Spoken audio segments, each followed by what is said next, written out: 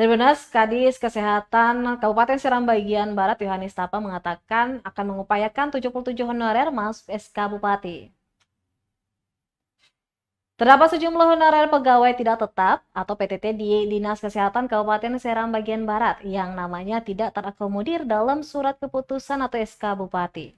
Namun tanggung jawab dan layanan terhadap masyarakat di Puskesmas terus ditekuni sampai sekarang tanpa dibayarkan gajinya.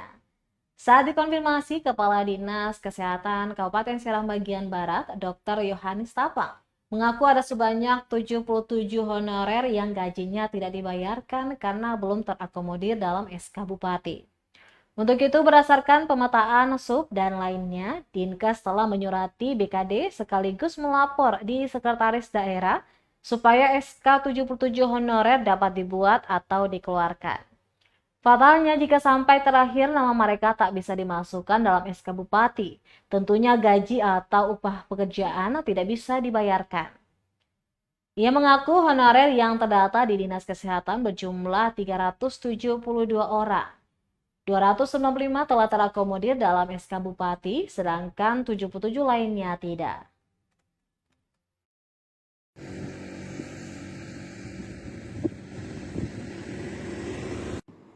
Berarti ada upaya atau itikat baik dari pihak dinas untuk mengajukan kembali nama-nama yang tidak masuk di dalam SK Bupati itu ke pemerintah daerah ya Bang? Ya ada, ini ada SK-nya di siapa suratnya ini.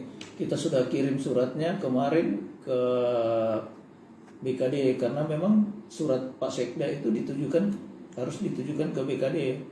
Itu sejumlah berapa orang yang di 78 orang yang tidak termasuk di SK.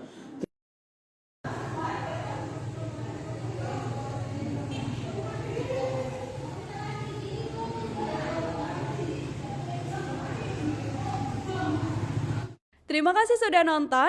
Jangan lupa like, subscribe, dan share ya.